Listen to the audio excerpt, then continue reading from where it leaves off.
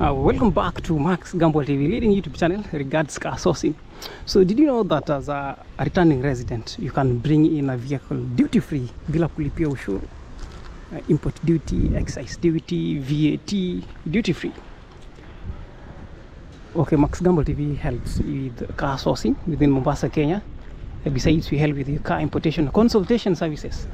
And in this video, we'll be specifying on car importation consultation services. In that regard, we simply referring to returning residents. Returning residents are Kenyans abroad.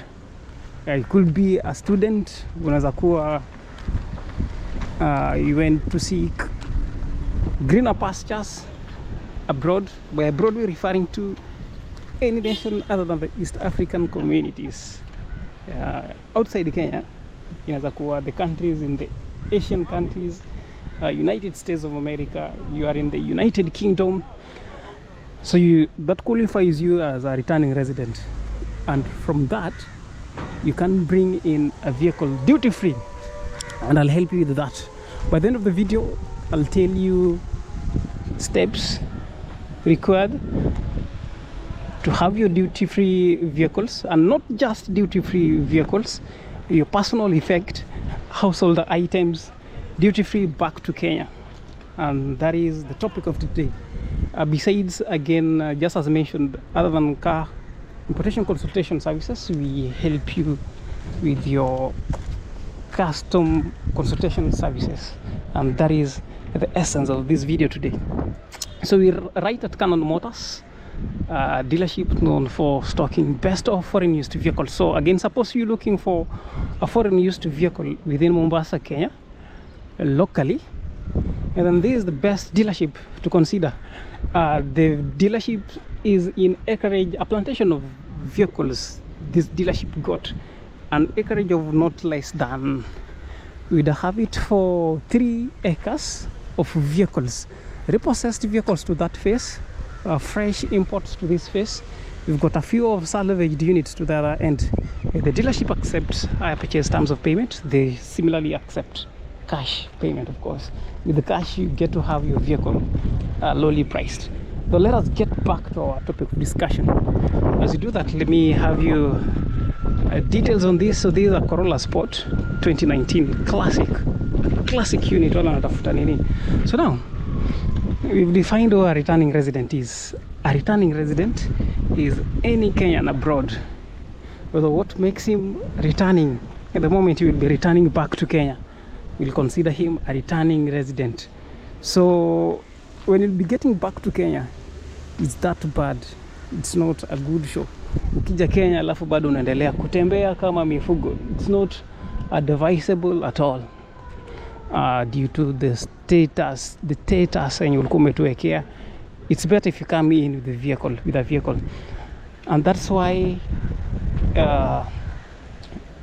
the taxman has it under the ECMA Act. So this is an Aqua. The Aqua sells from 1.6 million Kenyan shillings. We've got lots more vehicles to the other end. Let me have you a display of the Mazdas. Mazdas are lately taking over. So the moment you'll be getting back to Kenya, you'll be a returning resident. You could be having personal effects.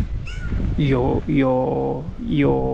phone, your household items, and at such moment ukikija Kenya, you can either be taxed or not be taxed, and that is the essence of the video. So you are exempted from paying taxes from one motor vehicle, household items, alafu pia you are exempted from paying duties on, we mentioned personal effects. Yeah. So the requirements for you to get exempted, number one, you've got to be 18 years old. So that means kama uko na familia abroad and you're planning to relocate them back to Kenya, wale wenye wako 18 years and above, all of them will have the privilege under the ECMA Act of bringing in their vehicles duty-free bila kulipia ushuru. The duties that you're exempted from will include import duty. Remember, these are forming the main part of the duties. Import duty, CX5, classic on this. So wale wanatafuta locally, there are units here for you. Kuna wale wataki stress, they just wish to walk straight in and get already available units other than the car importation process. There are units here already available for you to choose from, and that is why I'm having you a walk around. So you are exempted from paying import duty, excise duty, and value added tax. You'll only be paying one tax. The tax is the railway development levy. Railway development levy was introduced back in 2013 when the standard gauge railway was being constructed. It is just about 1.5%, if not 2% of the custom value, and I'll explain that. All these are repossessed units from this phase. We won't focus on that. A Honda CR-V classic unit of this. So right next, it will be better if I give you a disclaimer. Number one, lazima uwe 18 years old. You must give us a proof. You must not give us, you must give the customs or the taxman KRA a proof that you're getting back permanently to Kenya, and you're relocating back to Kenya. Umeamua kuachana na the states, umeamua kutoka. Classic from the interior.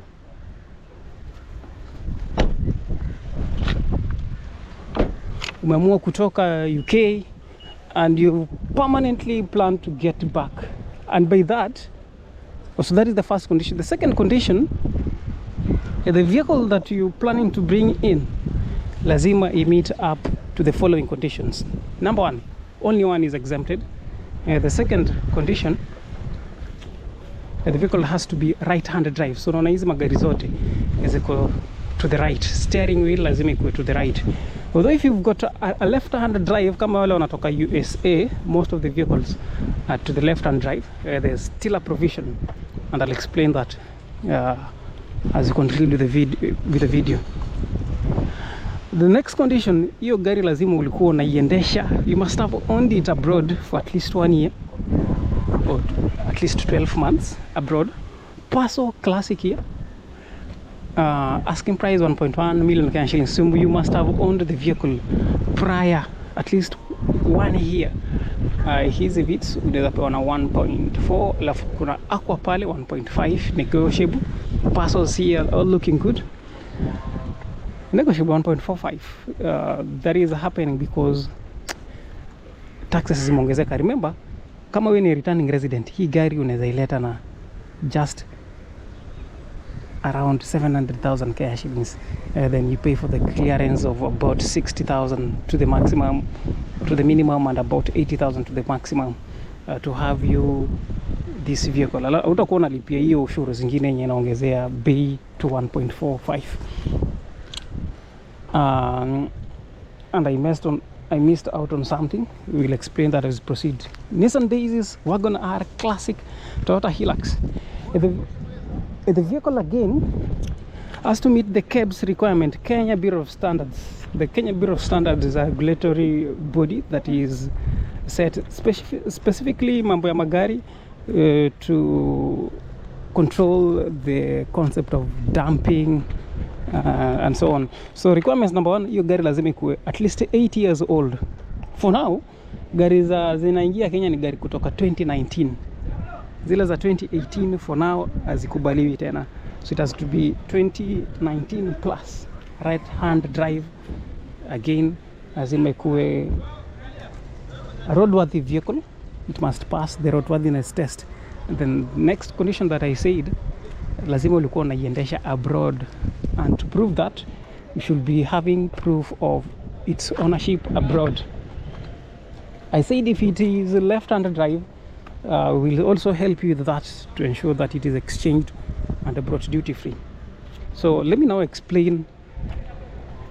As I explain, let me focus on this Pro Box as I explain that, how much you likely to save.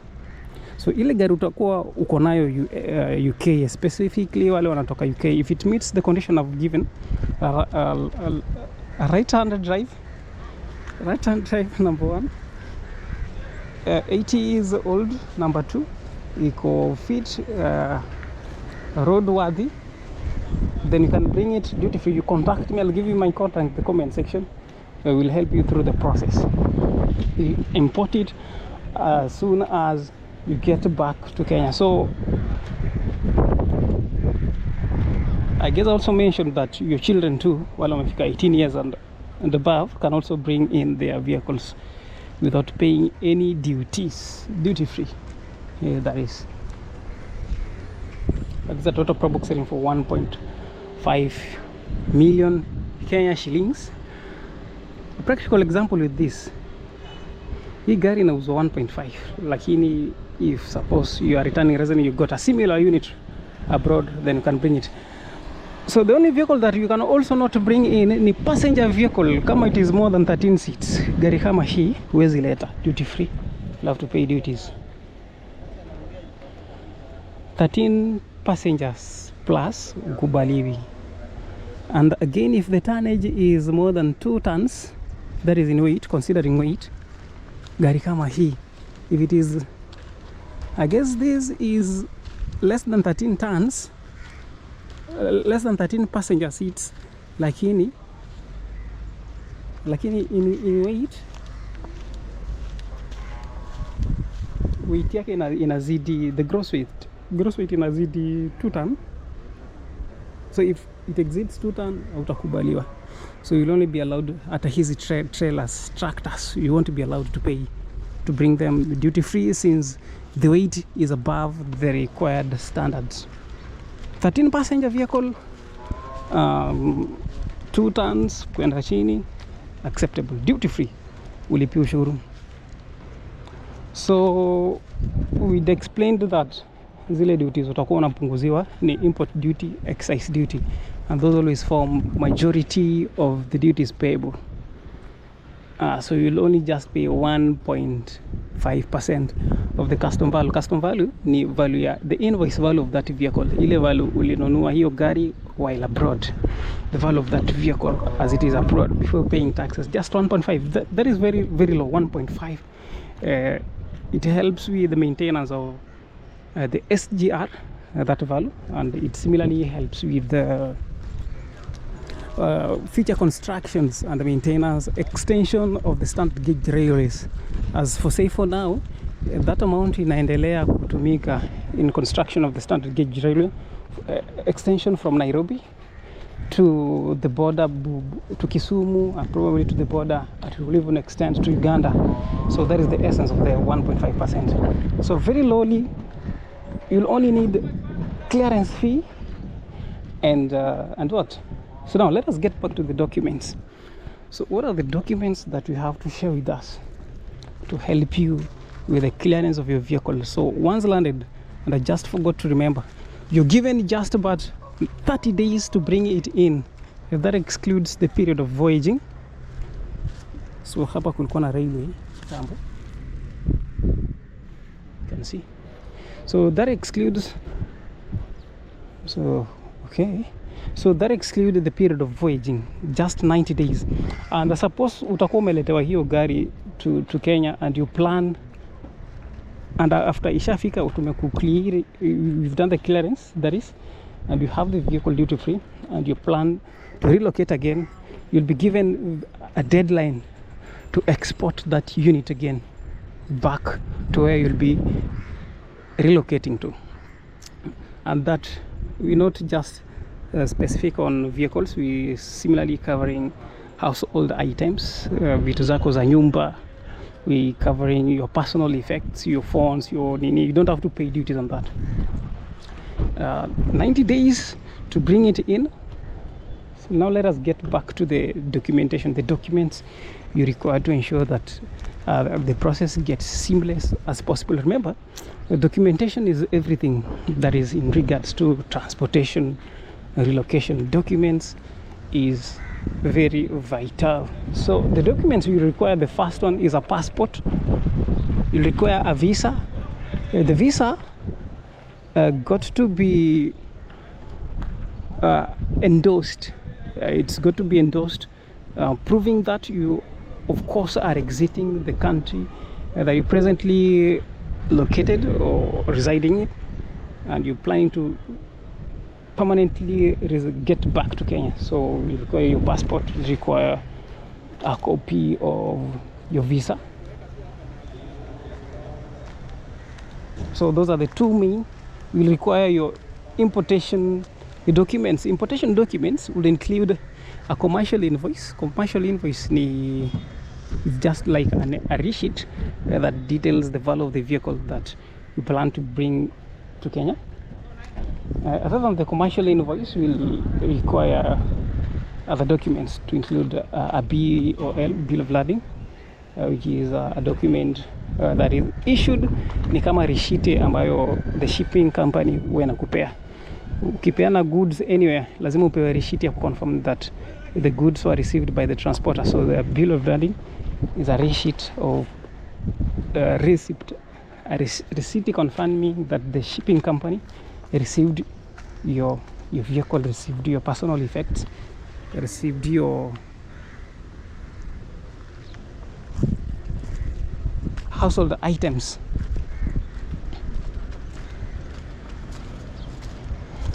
Other further details will guide you on other further details. So we forgot to cover the individuals when you're on left-hand driven vehicles.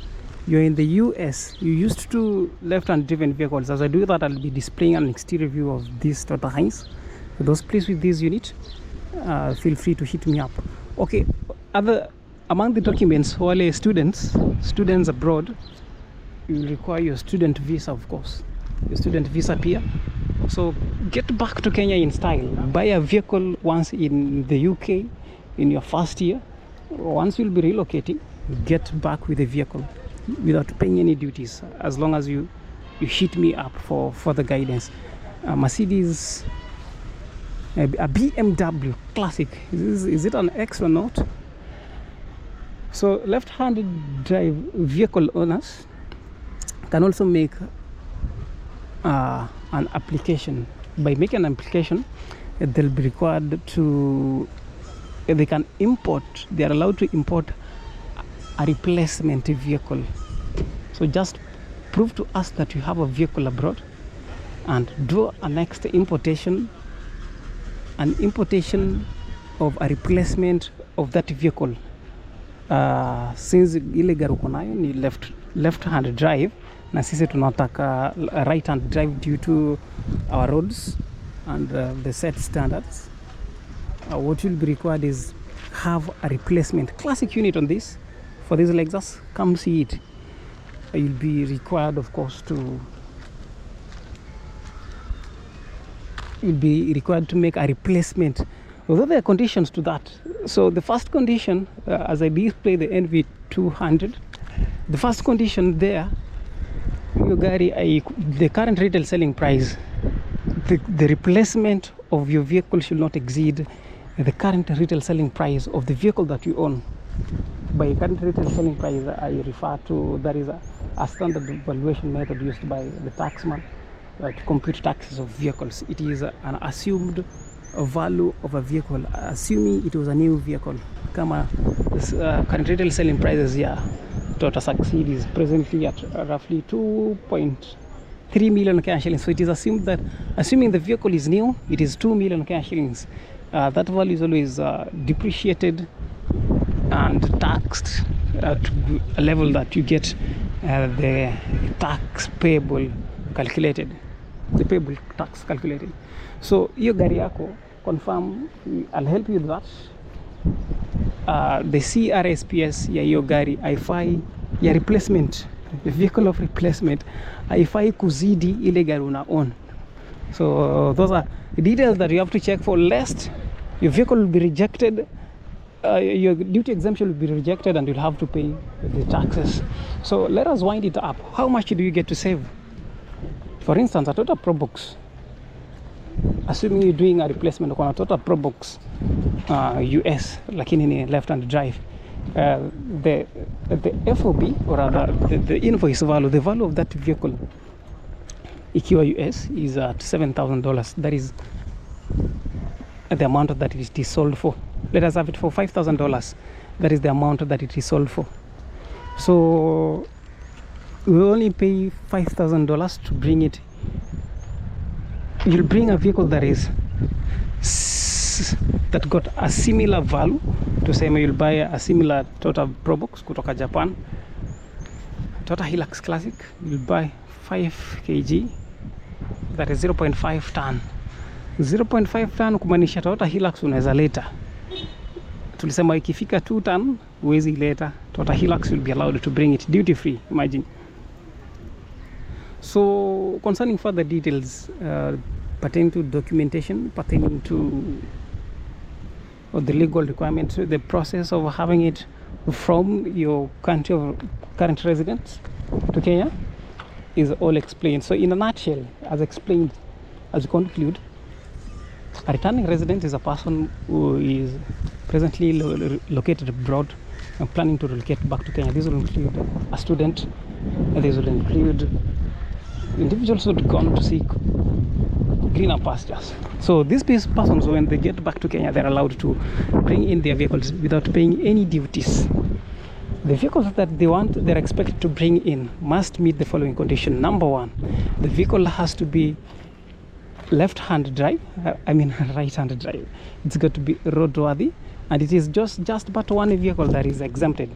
The person importing must also be above 18 years. That means your child, your wife, your spouse can also bring in a vehicle duty-free.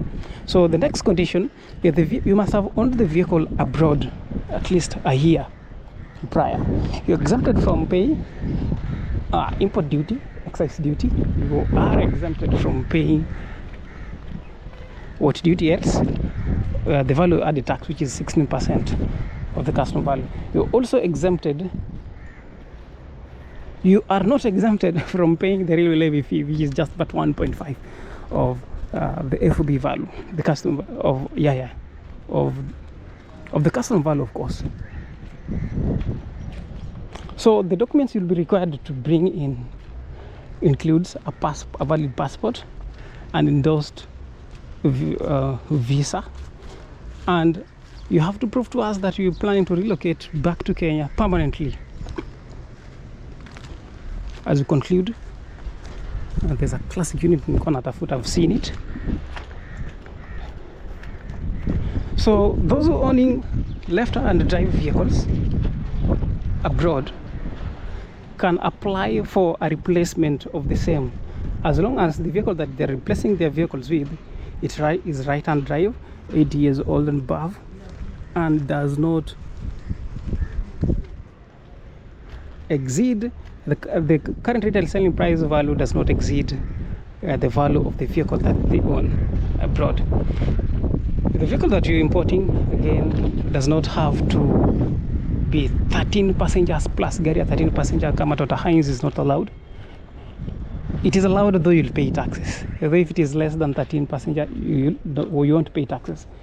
If in weight the tonnage is at more than 2 tons, you also won't be allowed.